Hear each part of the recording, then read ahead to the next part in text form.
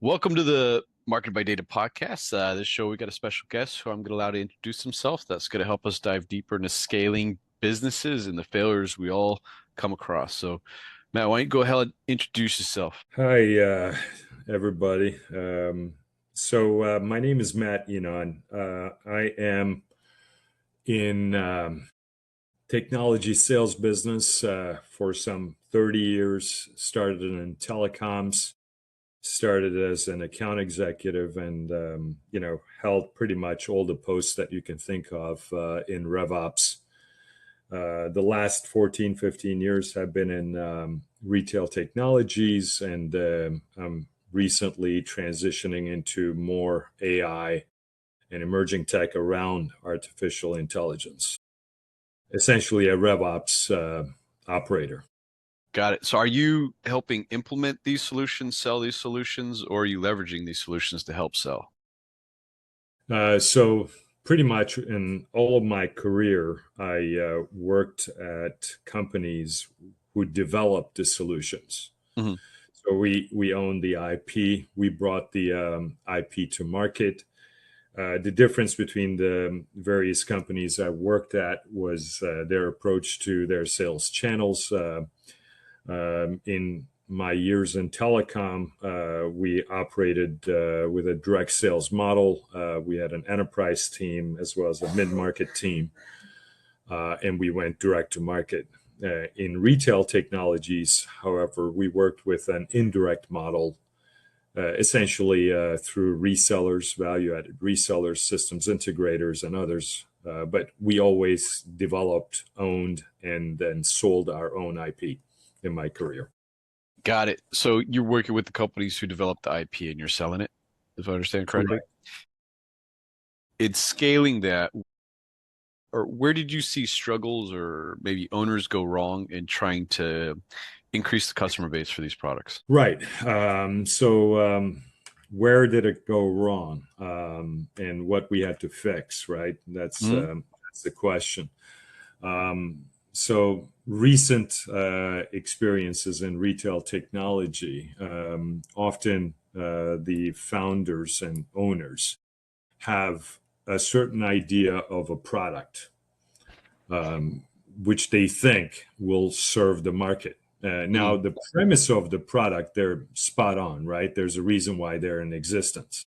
But the development path of that product, the evolution of the product, is often shaped what they think is the future in their minds without necessarily having the ears and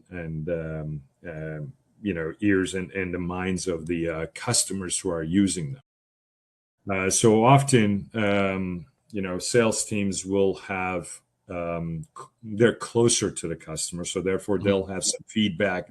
They'll bring that in, and it may fall flat.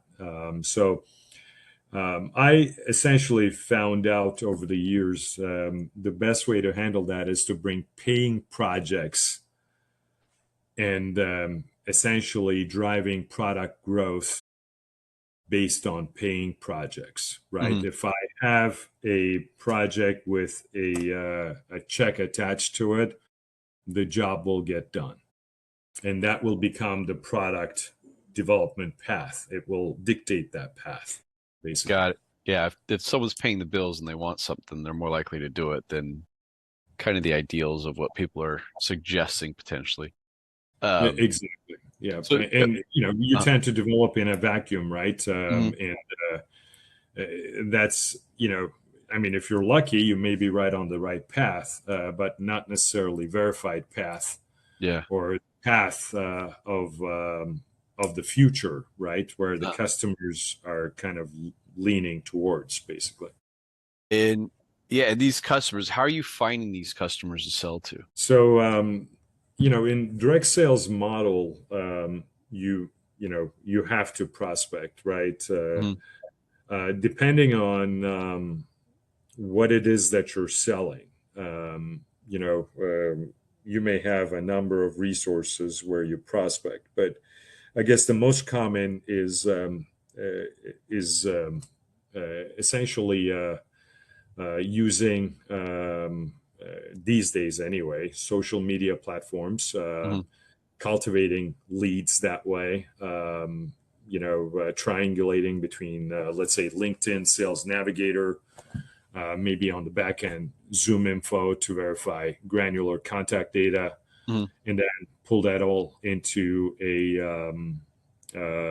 sort of lead contact management system to start your efforts. Basically, that's I guess right now the one of the best ways to prospect. Now, if you have a an indirect model, obviously the task of prospecting is now deferred to the reseller, right? Hmm. However, I found over the years that if you solely expect the resellers to do Hmm. prospecting, lead generation, you're you're not going to get the optimum results. Let's Right. say that effort. It's I think it's important to control your faith and invest in lead generation, Hmm. working with your indirect channel, your Yeah. reseller channel, but also putting your own money, your own resources into the lead generation and make sure that that pipeline is healthy. And resellers appreciate that. It Yeah. invigorates them. It makes them even more loyal to you. Hmm. So, we had some 200 plus resellers in a business that I was involved in, and global footprint. We essentially used various platforms to advertise, industry magazines back in the day, digital Hmm. media now, and more in digital sort of social media platforms, and cultivate leads, essentially create an inbound funnel, and often make a co-call, not a cold call, but a co-call, Hmm. meaning that one of our BDRs, along with a business reseller partner, Hmm. our choice of reseller partner, we will contact that customer. If it's a large enough of an account, if it's worth that kind of an effort, we'll tag team that before we completely hand it over to the reseller. Hmm. Obviously, in the direct model is you follow whatever sales methodology that you may have implemented. Something like MedPick or something to that effect, and you follow that methodology. But prospecting is right now, I think, by far and large, is a matter of leveraging social media platforms. Hmm. It's the number one source of lead generation at this time. Second, maybe the trade shows, if executed well, if targeted well, like Hmm. if the right place, often you spend marketing dollars and you get into a show and it's not quite relevant, or the traffic is not Yeah. quite relevant and it falls flat. So if it's the right show in terms of target audience, and if it executed well, you'll come back with some leads as well. They're valuable leads. Got it. And then, so leveraging social, especially like LinkedIn, is one of the primary, and I'm seeing this is that human relations seems to be the big thing right now because everybody's tired of digital outreach in a sense, unless they're actively searching for a solution. What's your process to kind of identify, like, we use Sales Navigator, we do a search based on whatever queries we want to target, particular people. But do you have any tips that you found work well for identifying those within the target niche that you're trying to reach out to? So I think, I mean, if you have the means, I think Hmm. the best way to approach this is to start with a lead source uh, portal like ZoomInfo, right? Hmm. I say that because you can correlate that data with intent. So you can drill down to the targeted industries, targeted market cap of the company, Hmm. uh, targeted persona, So you have all that, but then how do you know if there is any sort of intent for that company to buy your product? Places, or sources like ZoomInfo will give you the ability to correlate intent. Mm, that's Um, interesting. Being able to yeah, correlate intent is a big time saver. How does it do that? How does it know that they have the potential for intent? well, they essentially they have crawlers in the Hmm. World Wide Web, essentially looking for the cyber footprint of the contacts that they are, that they have in their database.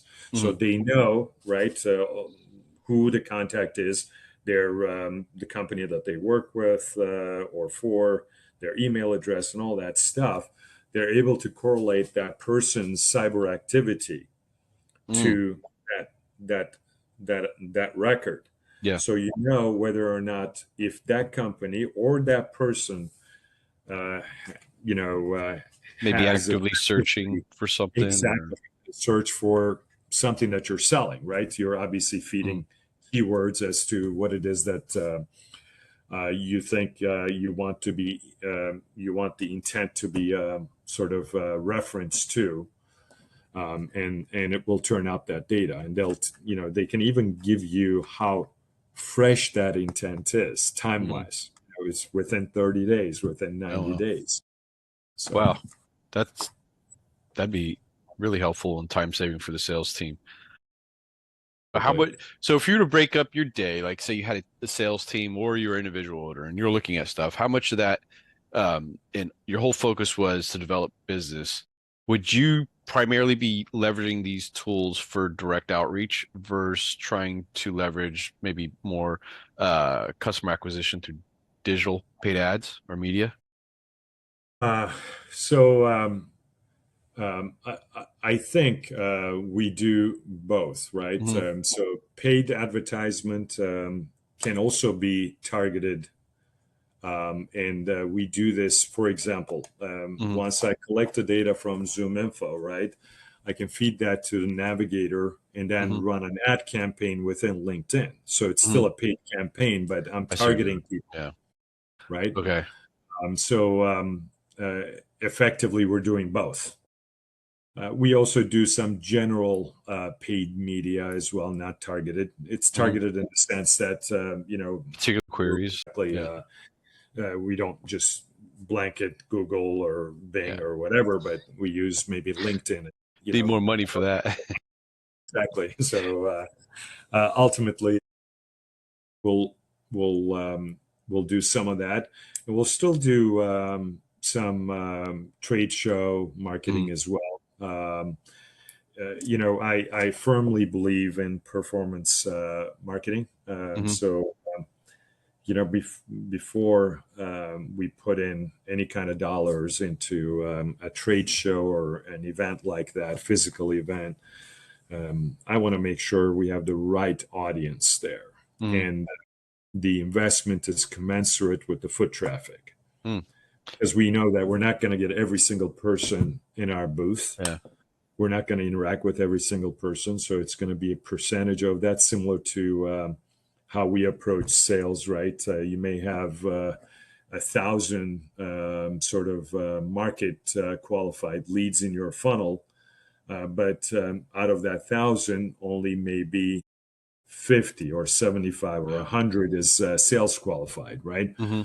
So we want to make sure that there's a healthy amount of traffic there. Or, first, it's relevant and target audience is relevant. Hmm. Second, healthy amount of traffic. And third, obviously, all the other details that goes into marketing to grab them and Yeah. bring them into the booth, basically. How would you, for an event, identify if the audience there is going to be valid? Well, you often get a prospectus from the event organizers that'll Hmm. show you which companies have Yep. attended the event and the personas. Right, I'm also Hmm. interested in the personas.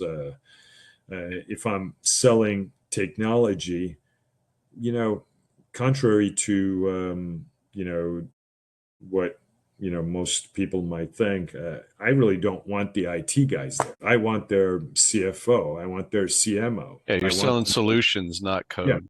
Yeah. right, exactly, exactly. So I want to make sure I have not only the right customers in terms of companies, but Hmm. I have the right personas to interact with.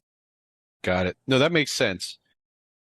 I think that's something that could be overlooked because you go to an event and it could be all the guys, it could be a programming event, even though those companies are there, those guys don't care from a high level perspective of what's going to solve the problems for the company. All they care about is learning what might be, a new way to add a widget or something. Yeah. So no, awesome. So that's on the event side. Then you've got your cold outreach, and then on your paid media side, what do you see as far as success for campaigns leveraging your search platforms? Right. I just want to add something to, how do we know it's the right platform for the trade shows? Hmm. Also, I typically ask the organizers or our marketing team to get this information anyway. Hmm. Where do they promote their event? How do they promote their event? Mm. Where do they promote the event? So Right. that's, I think, holds a lot of clues as to who may be, Yeah. but to your question um, concerning, paid media. I think the most effective one for us from a paid media standpoint has been a combination of LinkedIn ads, Hmm. right? Targeted LinkedIn ads, and correlated to some search engine ads as well on Hmm. top of that. Or, and then we also used digital magazines Hmm. from time to time, industrial magazines, vertically specific, right? That we know that, they have a good readership in the Hmm. market. And then we pay to host webinars too, which I think is very, very successful. Hmm. So we'll essentially set up a webinar and we'll pay whatever, advertisement fees or whatever it is to communicate that Hmm. basically through those platforms Yeah. and draw people in. So, but I think LinkedIn has been the number one, um, I guess, digital media platform where we spend money to drum up leads or harvest leads, basically. Got it. Okay. Um, Interesting. So got the different avenues to generate leads.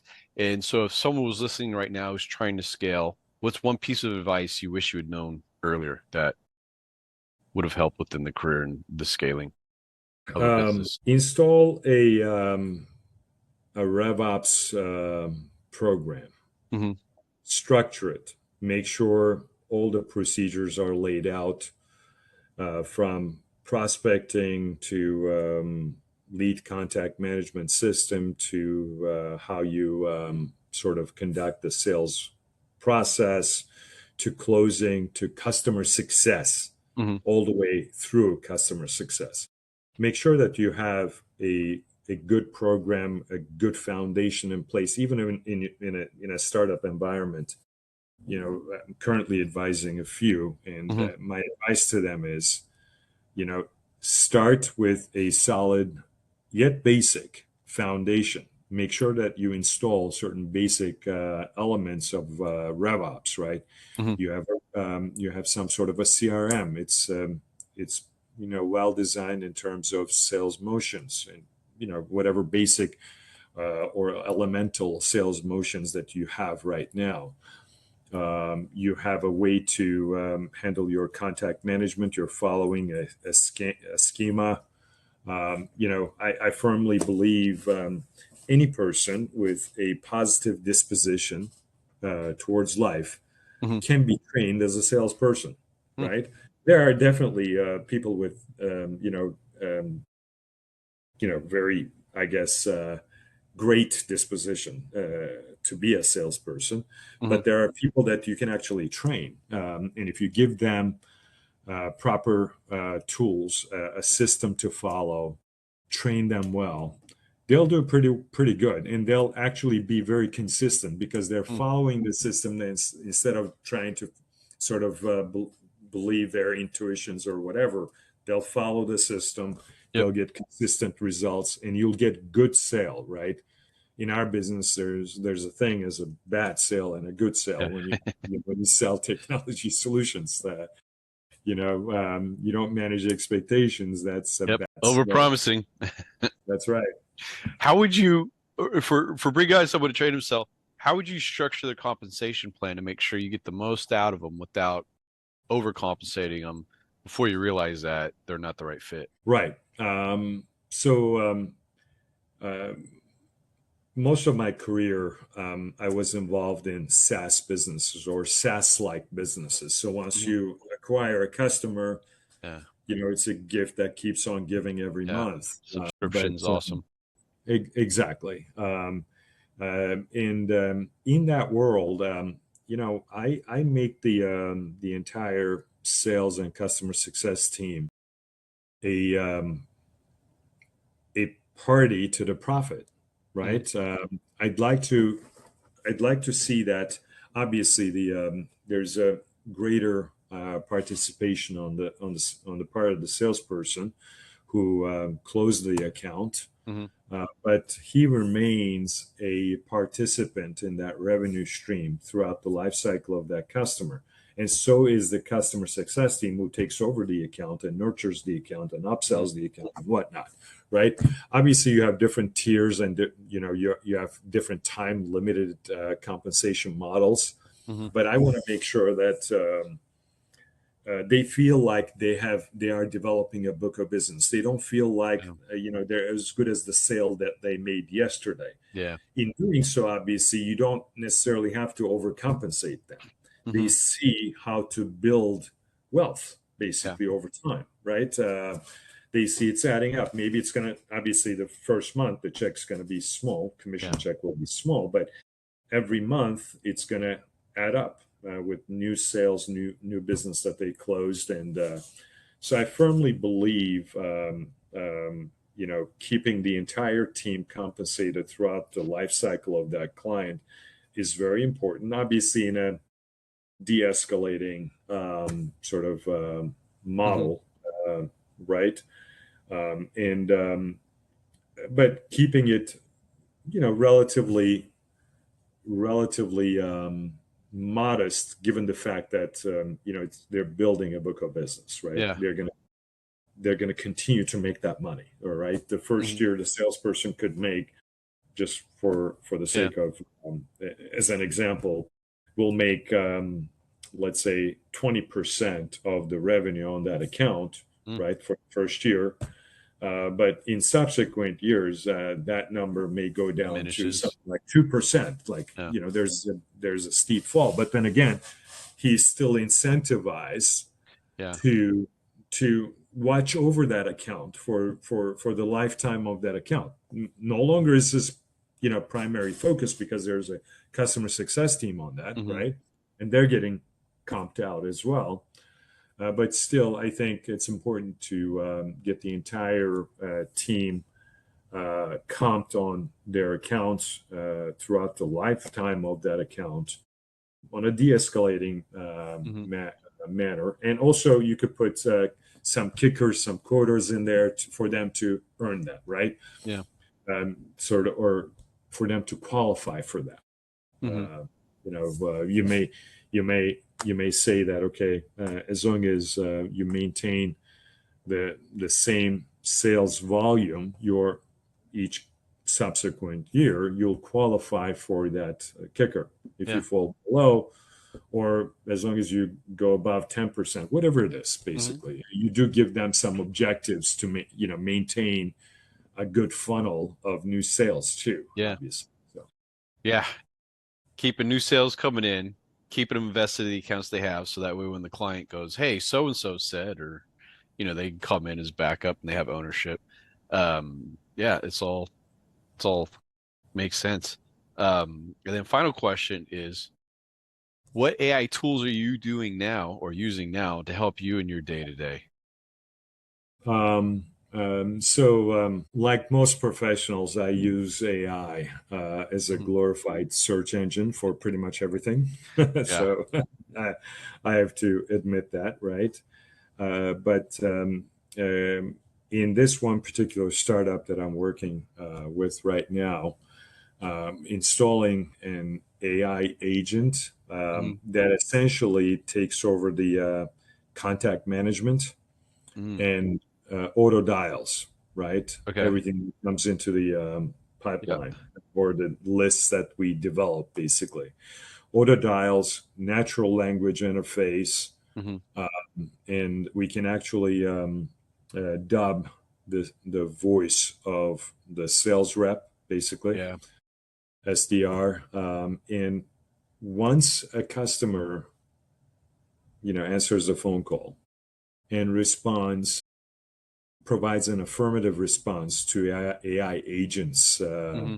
initial sort of intro pitch Yeah. or intro question, then it immediately sort of switches over to the SDR. SDR will say, okay, I have a viable prospect live, and Hmm. SDR will pick up, and you won't even notice the switch basically from the AI agent to the SDR because we're not keeping the AI agent on the phone any kind So of it's the lengthy intermediary time. because you only have so much time before you lose them and that Right. contact when they originally reach in. Exactly. Yeah. Yep. It's just one extra response after the customer says hello. One extra response, Yeah. and then we switched over to the SDR basically. But this way we can dial out because as you know, a lot of those calls are going unanswered anyway. So I know. you're not I'll get wasting them, and it's time. like, yeah, I'll get one, and then all of a sudden 5 seconds goes by because the auto dialer is transferring to a live agent. Or if you could buffer that and have that AI voice come on, that would keep me interested because now I just hang up. I'm like, oh, this is a call center. Absolutely. Yeah. Awesome. Absolutely. Yeah, awesome. How where can people connect with you and learn more about what you're doing? Well, LinkedIn, I guess, is Yeah. probably the best place. I try to post with some regularity as to what I'm interested in, what I'm doing.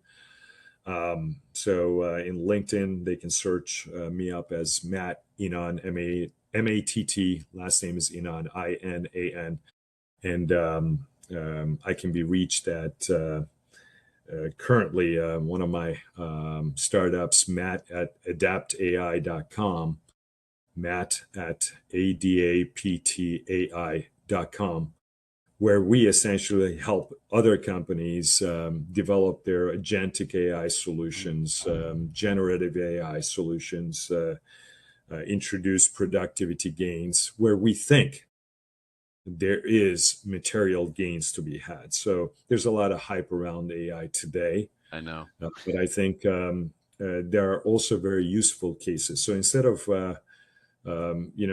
trying to do too much or trying to do things that that has some sort of an hype around it, we typically go in, we do a data readiness assessment, make sure that their data environment is suitable for an AI implementation or what it is that will be needed before an AI implementation takes place. And then we proceed to identify use cases Mm, where there's material ROI on the effort. awesome. And only then we'll proceed to implement them, starting with an MVP, Hmm. a minimum viable product, Yeah. and then on to the next use case, next use case, and so on and so forth. Got it. Awesome. Well, thank you for taking the time. Awesome. Thanks for having me on, Jason. All Yeah. the best.